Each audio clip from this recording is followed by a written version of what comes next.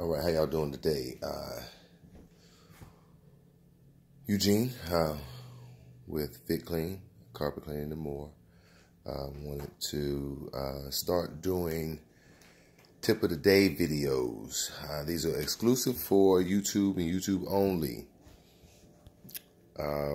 Today's tip, I want to discuss a few things. First, I originally had another topic I was going to talk about, and that was cross-contaminating or mixing chemicals. But I had a client ask me some questions, and I decided to change the topic or the first video. So today's first video is going to be store-bought rental machines and why they should not be used. There are a few things that are key in cleaning carpet. First, or not first, in any order. There's no order. They're all equal important. First thing is determining what type of fabric, what type of carpet you are cleaning. If you are cleaning synthetic, if you're cleaning a wool or any type of natural fibers, cotton, what's nylon, what style of carpet are you cleaning? Identifying that is going to be the first thing. So not every chemical or every chemistry works the same.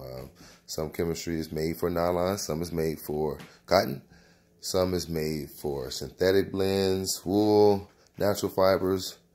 So that's your first reason why store-bought machines are not going to be, store-bought rental machines are not going to be useful, because the chemical that you've purchased is probably a one kind, one all. There's no such thing. The next thing, PSIs, pressure. The amount of pressure that is needed to help the cleaning process in carpet. If upholstery, you're going to need about 200 plus PSIs. For carpet, you're going to need 400 plus PSIs to get a good clean with your carpets. So that's number 2. Suction, lift. Suction, vacuum, lift, however you want to call it. What do you want to call it? That is another step, another important ingredient in cleaning properly. If you have a machine, and this is very key when you have a store-bought rental. If you put in, let's say, for an example, a gallon of water in your solution into your unit, and you then start to extract or take your machine. I think those machines roll over top of the floor. It's kind of like a push forward, pull back type thing, and you're not retrieving 80% of that water. What you've just done is you've taken that chemical, that one chemical, one do-it-all chemical, and you've mixed it with a gallon of water, and you've only retrieved 20% of that water. Now, I'm sure the water that you've retrieved out of that machine will be black, will be dirty, because again, your carpets are going to be dirty, and that's why you're cleaning them. But what you've also did is you put down a lot more water, and you've mixed that dirty water, or that dirt that's in your carpet, mixed with that 80% of water that you've left down there. All right, so your carpets are going to take long to dry. Once they dry, they will have a residue that will be left behind along with water. So you could have a mold issue. You could have a residue issue. You will have a residue issue. You could have a mold issue, depending on if you, the temperature, if you have fans that can help dry it quicker. But, you know, mold forms very quickly. 12 to 24 hours is your mold growth time. So that is iffy. But you're definitely going to have residue.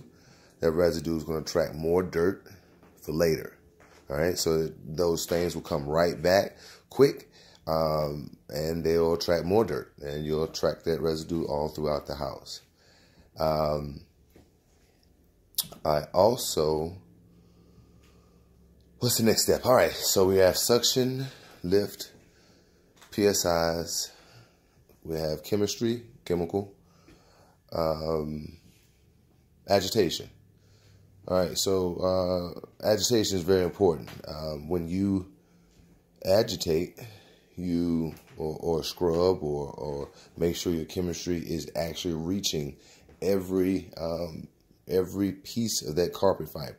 You know, when you spray it down, that water just goes on the top surface and soaks down. But when you agitate and you scrub that chemistry all around 360 degrees over your whole carpet fibers, all of the carpet fibers, which assures that if you have the right chemistry, not a store-bought one do-it-all, but the right chemistry designed for your carpets, you will get your best results when you do your last step, which is extraction, which is that lift, those PSIs together, and that agitation coming together, forming a clean that your store-bought rental machine will not give you.